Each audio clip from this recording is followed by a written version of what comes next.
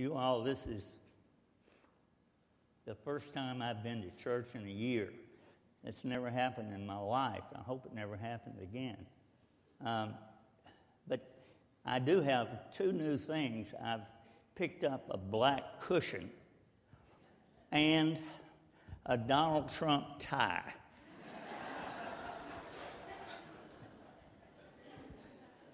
This is a special, special day in the life of our church. It's the story of a man and a woman who did so much for this church. So many more have done so much for this church. But sometimes when they do what John and Rebecca Irvan did for the church, they deserve some recognition. I'll say this to you first. John and Rebecca would have said, don't do this. But it speaks so highly of them, and it speaks so highly of this church that I wanted to share these things with you. When I think of John and Rebecca Irvan, the word hospitality comes to mind. One of the most intriguing Sunday school lessons that I taught through the years had to do with those church members who expressed their faith by providing Christian hospitality to the members of the church. Their smiles, their hellos, and their welcome spoke volumes. In 1 Peter, we read, "Use hospitality one to another without grudging. As every man hath received the gift, even so minister the same one to another, as good stewards of the manifold grace of God." And I love this line. "Be not unforgetful to entertain strangers, for thereby some have entertained angels unawares." John and Rebecca Irvan were devoted members of this church for nearly 65 years and spoke to hundreds Sunday after Sunday through those years with their welcoming eyes, their warm hugs, and their living kindness. Through the years, many, many men and women have given unconditionally to the church. John and Rebecca are at the top of the list of those givers. With this magnificent gift that we are going to announce today, representing the accumulation of their life's earnings and savings, I have the pleasure of sharing with you today John and Rebecca's public announcement to give all that God has generously given them back to God. As their trusted confidant for over 40 years, I can tell you that this is what they always wanted to do, and they never had any second thoughts about it. Their trust provided, the trust that we drew for them provided, that if I was unable to serve as the trustee, then Harold Dorn would serve as trustee. They were not the kind that fell in and out of love with their church because of minor incidents that arose. They had a perpetual covenant with their church, and it wasn't going to change. John formally joined this church on November the 5th, 1961, transferring his membership from another denomination. He had attended for many years previously. There were few, if any, positions in this church that John did not hold at one time or another. He served on the administrative board, the finance committee, the trustees, and staff parish committees. He was head usher for countless years and a loyal member of the Methodist Men. He and Rebecca were both totally dependable members of the Christian Adult Sunday School class. Rebecca Farmer Irvan grew up in this church. She joined on October the 9th, 1939. Her father, Autry Farmer, was a tobacconist, and her mother, Elizabeth Roberts Farmer, were both strong Methodists. Rebecca was very active in the United Methodist Women. John and Rebecca shared another special relationship with this church that a lot of us never really think about. They lived on the same street where the Methodist parsonage was located for a long time.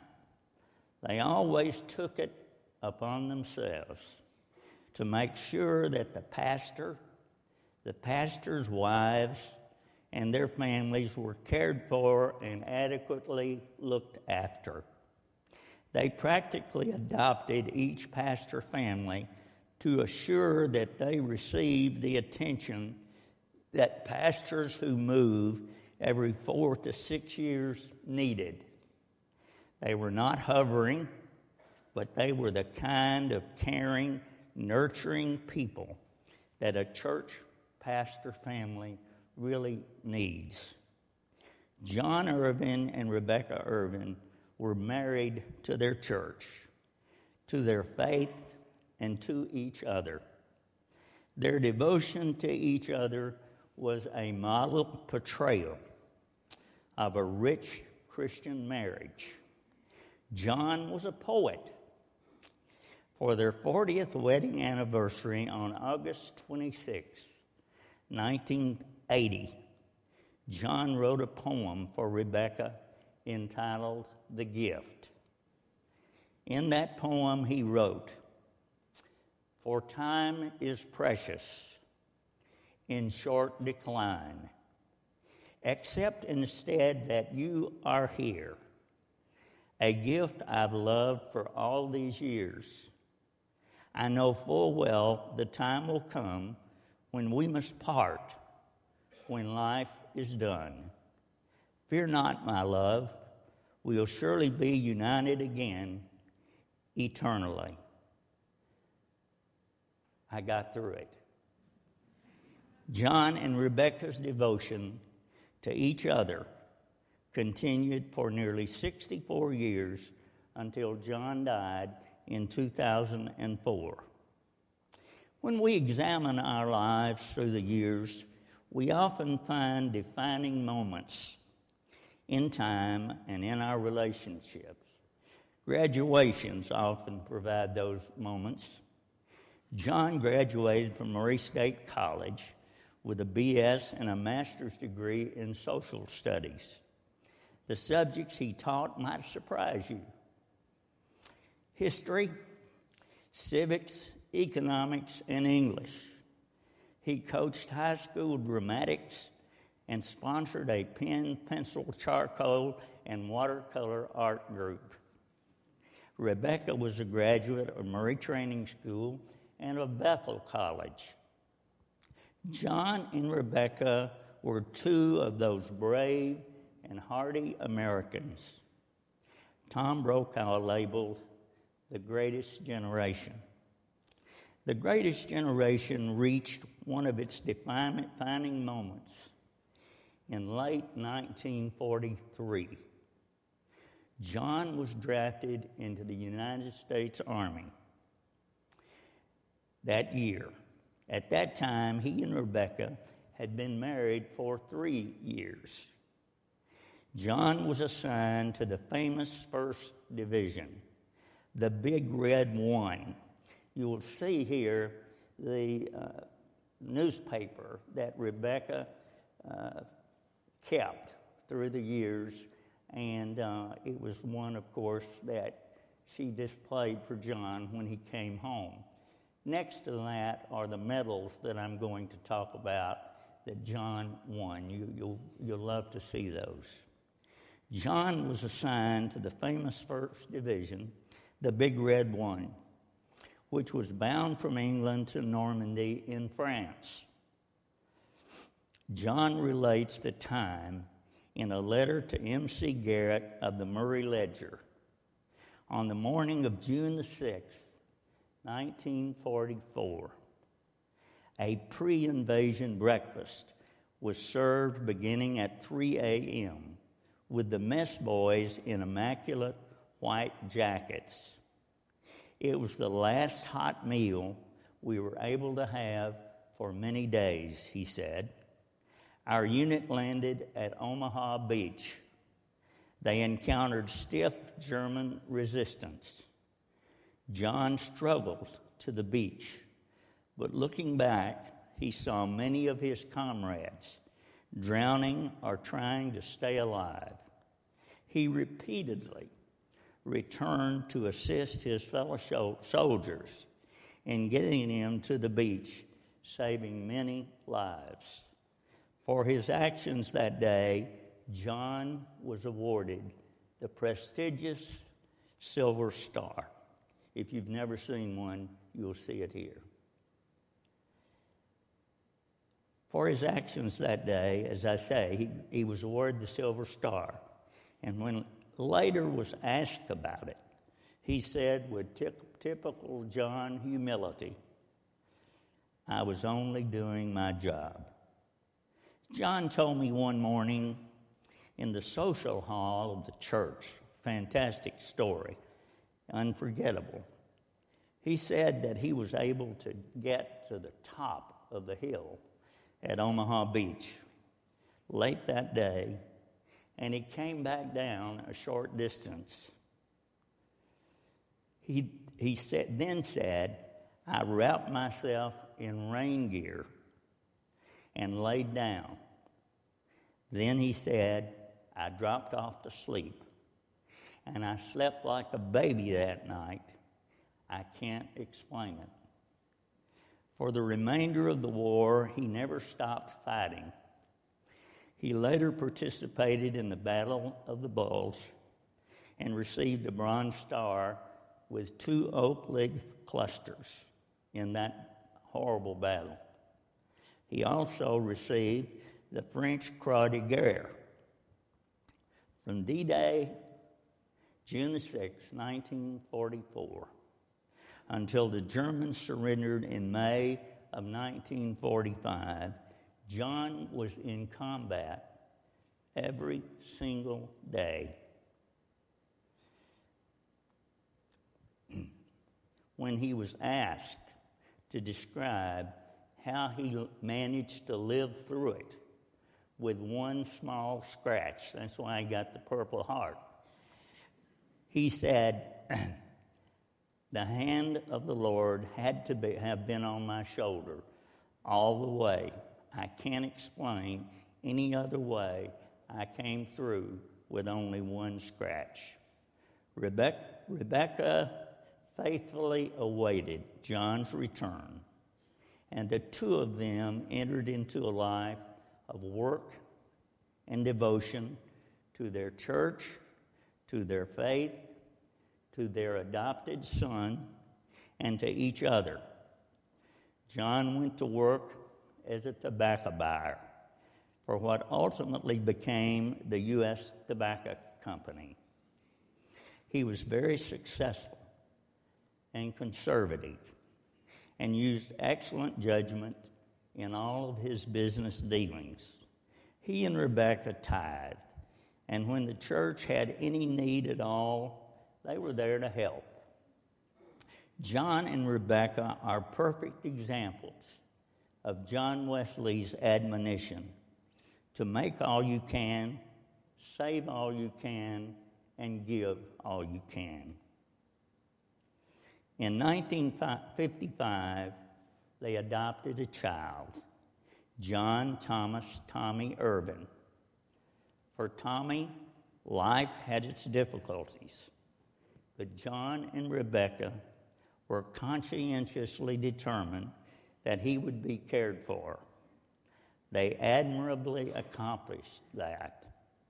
Tommy died on August the 30th, 2014 at the age of 60. John and Rebecca had consulted me and carefully crafted their will and a trust to provide for what would happen with their life's earnings after their death. Above all, they wanted their son Tommy looked after. And he was. Then anything that they owned after Tommy's death was to be liquidated and given to their beloved First United Methodist Church of Murray. They asked me to be the trustee for Tommy and to make sure that his needs were met. I did that basically from the time John passed in 2004 until Tommy passed away in 2014. When Tommy died, John and Rebecca's estate amounted to approximately $2.4 million. The trust in their wills stated, I direct my trustee to distribute the residue of my estate or any remaining trust property to the First United Methodist Church of Murray, Kentucky, to be used as determined by the administrative council of my church or its successor if there be no council then existing. The sum to be used by the church for permanent church improvements or construction of church property.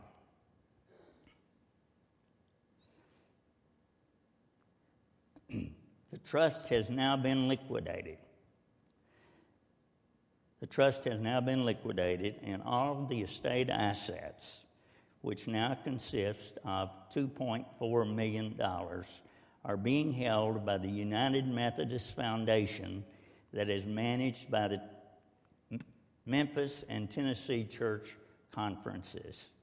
The foundation is managed by a Methodist board of which I happen to be a member and have been a member for 6 years. The board employs a professional money manager to manage the funds. Last summer, our church established a charter that gave us a vehicle to manage significant church endowments like this one. Incidentally, this was done actually before Tommy passed away. Accordingly, consistent though with John and Rebecca's conservative approach to the management of their life savings, we are able to invest their entire estate in an endowment and annually use up to 5% of that amount for the permanent church improvements or construction of church property. A rough percentage there is 5% of $2.4 million. The key word is permanent. It's not for routine maintenance, and it's not for salaries or other ordinary budget items. This extraordinary gift that is the largest ever given to this church, it is an example for all of us of what it means to maintain a perpetual covenant with the church. As faithful members of this church, we can do our part by assuring that we follow their directions expressed in their sacred last will and testament. Accordingly, we are placing this extraordinary sum in a permanent endowment professionally managed by their beloved United Methodist Church. This endowment should continue to produce in excess of $100,000 each year for the construction of permanent church improvements. Of course, if it wasn't used, you would simply keep it and put it back into the principal of the trust. By placing this sum in an endowment, we are faithfully following their directions and can be assured that this gift of John and Rebecca will continue to benefit this church until all of us who are here today have finished our given time on this earth. Amen.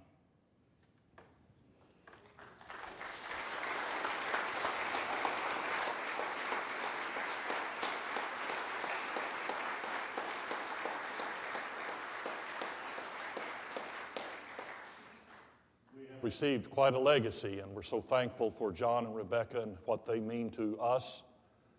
And we're thankful for Sid and for his life and testimony. I would like to introduce to you Phil Jamison, Dr. Phil Jamison from Nashville. I'd like for him to come up. And also for Roy Riley, who is our chair of the endowment committee. And I'd like for them to come up here. And we can't do this without a big check.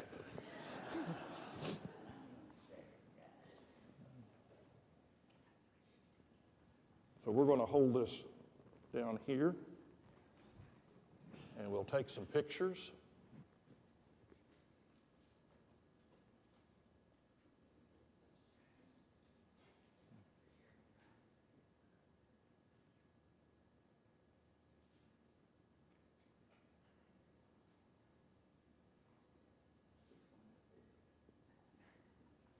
Okay. Thank you so much.